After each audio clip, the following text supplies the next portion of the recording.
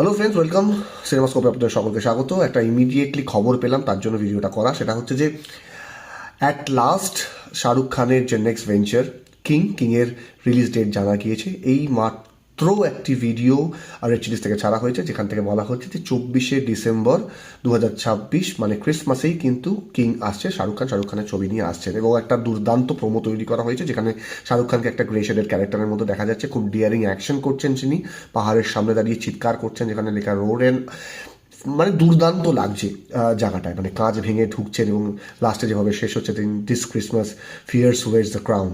So Siddhartha আনন্দের এই প্যাটার্নটা চিরকালের জন্য আমার ফেভারিট, এবং উনি অ্যাকশনের আলটিমেটলি যাই হোক না কেন, যে ছবি থেকে ইন্সপায়ার্ড বা কপি অ্যান্ড অল যা খুশি হতে পারে, but the presentation was very very very good, এবং প্রেজেন্টেশন খুব পলিশড হয়, নিশ হয়।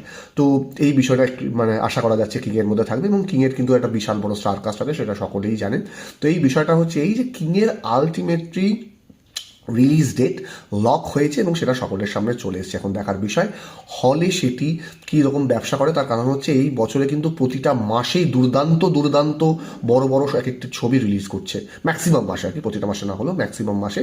এবং শুরু হচ্ছেই টক্সিক এবং ধুরন্ধর 2 এর একটা টাসল দিয়ে।